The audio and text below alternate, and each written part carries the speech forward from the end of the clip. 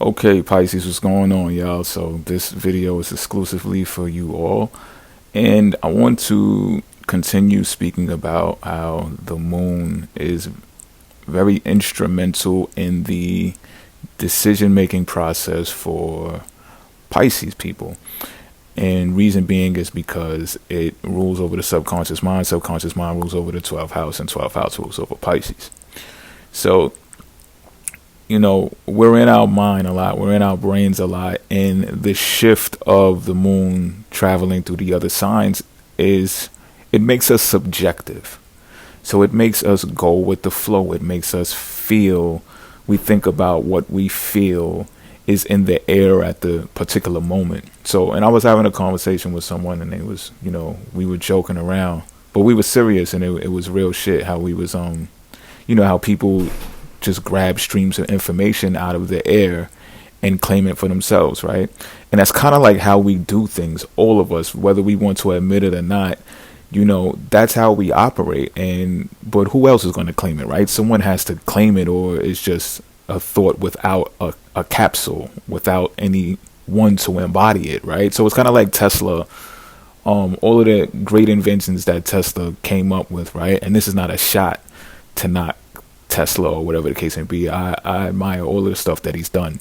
However, at the same time, these inventions that he was coming up with, they found trinkets of the types of electrical things, currents and stuff that he was making in ancient Egypt, electric conductors and stuff like that. Like, there was electricity in Egypt. So these concepts that he came up with has been done before, but it's just like humans reincarnate and times change, evolution comes about, and some things remain the same. Like, some things just repeat in patterns, and the new players, if you will, pick up what it is that the old has left, and they recreate it pretty much. So as humans, we do that. You can ask any great writer, or any great songwriter, any book writer, like, where'd you come up with the idea for that? And they'll tell you, like, out of nowhere. That's what they'll say, right? Like, out of nowhere, or it just came out of thin air. They'll say some shit like that, right? But it's true. Like, that's how that shit be happening. You know what I'm saying? So Pisces, you have a knack for doing this shit as well, because you're so in tune with the waves of the sixth sense. I'm not going to call them the airwaves. That's more Aquarius, but you can definitely understand and tap into those waves too, because it's so parallel to the airwaves that deal with Aquarius, the sign that's before us. You see the Wi-Fi sign, it's like it goes out in like a wave, right? It's like it's similar to the waves of an ocean, the ripples and the waves of water, right? Very similar concepts. And the reason why they're so closely associated together is because they operate on the same spectrum. And that is the connecting of thoughts, the weaving together of thoughts, the putting together of puzzles, and Gestalt theory, and just putting things together, but they're segmented at the same time, kind of like. So that's what Pisces does when it deals with the moon. It's grasping all of the segmented areas of the zodiac wheel and combining them to make some one thing, or in that very instant you decide to do the thing that you feel serves you best. And again, it's different from Cancer, because Cancer is more intuitively, instinctually making that decision, where Pisces is more driven to make that decision based upon their mental capacity. Now, I would say this though, having a Cancer decadent myself as a Pisces has influenced me to make decisions that are more inclined to the sign of Cancer. So it's like a combination of Pisces and Cancer, and I'm going to use myself as an example to tell you what I'm explaining right now. Before, when I began my company, Private Investigation Enterprises, I was staying at a hotel at the time, and it just came over me like it was a thought process that started. It happened already, but I was just like, you know what? I'm going to start my own business, and I'm going to do it like that. Like, I didn't know exactly how I was going to do it from beginning to end. I don't think, well, I'm not going to say, I can't speak for anyone else, but I didn't know exactly what it would grow and evolve into. All I know is that I wanted to start a business.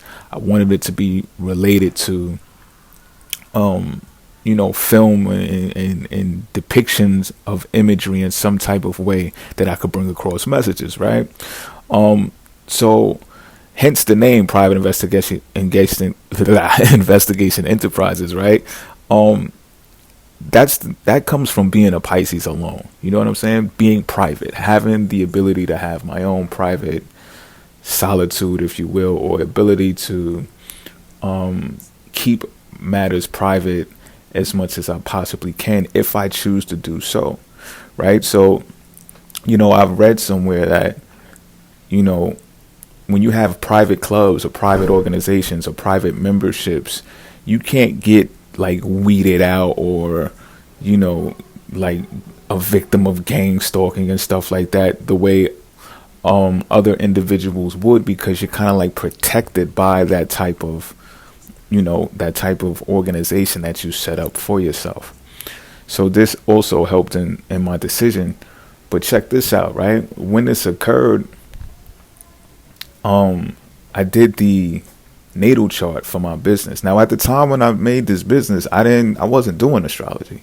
I was reading horoscopes like the average person. I was not reading astrology. I wasn't studying astrology. None of that. And this was not too long ago, too. But I still decided to do the business, right? And this was right after I had enrolled back into school. So I was like, you know what? Since I'm going back to school, I'm going to run this business simultaneously. That way I give myself something to do, to earn, instead of going into a job that I hate and despise, right? Just to get through college.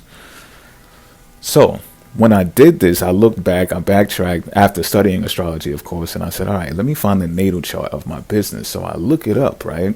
And the ascendant of my business is a Cancer ascendant. And when you look up the industries of Cancer, hotels is one of them. So if you look on my Instagram page, I think the picture's still up, but if you look on my Instagram page, you can see me actually holding the binder of my corporate papers, and it says Private Investigation Enterprises, and I'm standing in a hotel. So just let you know, like, I'm not kidding about this stuff. I'm standing in a hotel room, right, holding up the binder. So, Cancer rules over hotels, and I remember at this time, I'm like going to the supermarket and buying all types of shit. Like, I bought a fucking NutriBullet and was making smoothies in the hotel. And like, there's a restaurant downstairs. There's all types of snacks at the fucking desk and shit. But I didn't want none of that shit.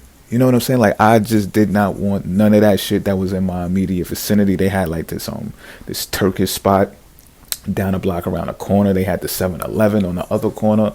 And I didn't really want none of that stuff. I wanted what I wanted. So I would just go to the supermarket and get my stuff and bring it back to the hotel. You know what I'm saying? So Cancer rules over nutrition as well. So all of these things were coming into play during the time of this incorporation. And I remember it, looking at the natal chart, and I'm like, wow, this is incredible shit. And mind you, I got a Cancer decadent as a Pisces sun. So not only that, the midhaven, which represents the actual company, is in Pisces. You get what I'm saying? The name of the company is Private Investigation Enterprises, which again came out of thin air. I thought about it for a little while, but it didn't take much. I was like, yeah, this is it. I know this is what I want. I was thinking of the logo in my head and everything. So I'm like, yeah, this is what I want. Made the name, and then Pisces is the midhaven for the company, which is the representation of it, the depiction of it, how it's going to be viewed and how it's going to be recognized. The status symbol of the corporation is Pisces. So of course we have the glamour world, we have glitz and glamour, we have film, we have the veil of deception, the allure, all of that stuff.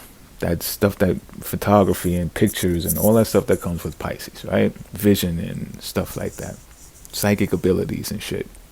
So all of these things, to make my point, all of these things came into play while the celestial bodies was lined up where they were lined up. And at this time, right, because I think this is important as well, because at the time, the North Node was in Virgo. Yeah, the North Node was in Virgo. So, I'm a Virgo ascendant as well. So I also address this from a place of wanting to research the actual visions and pictures that I was putting out and sending as messages, not just necessarily deriving them totally from imagination or from real world events, but actually studying this stuff and saying, oh, this is what I learned from studying. Now let me write a book, or now let me create a film. You understand what I'm saying? So I believe the North Node being in Virgo is what sparked that thought process of me doing it in that type of way. Now, another reason why I'm making this video is because I know, Pisces, we're impressionable people, meaning you could toss something our way and we'll eat that shit up, like almost gullible in a sense. And some of y'all might hate that about yourselves. I'm here to tell you that love it about yourself. Love it about yourself, all right? Because like even times when you were wrong, when you said, you know what, I'm a jump out there and do this for that person, or go along with this person, or at least test it to see if it works and help out, and it didn't work in your favor. That's your nature of your soul to just, do shit like that. You know what I mean? And but it doesn't, like, you could potentially miss your calling or what you're supposed to do if you don't be impressionable. And the only reason you're being impressionable is because you're subjective to the moon that way. Subjective, subconscious mind, a lot of submarine. I can go on and on and on, right? But it's just who you are, so it's just like me. If I didn't, I'm happy with my company. If I didn't start it, who knows where I'd be right now, or how'd I feel right now. I feel great about my company. I feel great about doing it, and this is like a few years down the line. It's like 3 years down the line, and it's like, I'm glad I made that move. Had I not been impressionable, which really just means grabbing what I feel out of the sky, what pulls my mind, and piecing it together to make something tangible, I wouldn't have it, right? So this is what I want you to do as an exercise, so you can at least track some of the decisions that you've made and determine for yourself whether being impressionable in the way that I'm stating it works for you or not.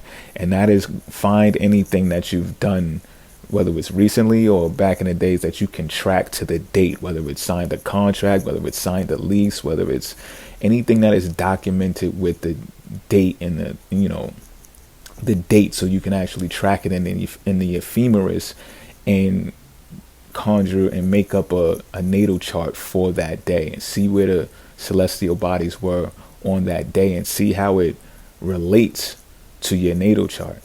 See how it relates to your natal chart. See how it relates to your thought process when you decided to do this. You understand what I'm saying? And then, tally up your score of, do you regret doing that, signing that agreement, or doing what it is that you did, or do you feel great about it? Because, like they say, subconsciously you just do things, right? Or something is presented your way, and you either go with it or you refrain from doing it for whatever reason, right? So these things that you embarked on, you must have determined that they were the correct things to do. Do you still feel that way days later, or months later, or years later?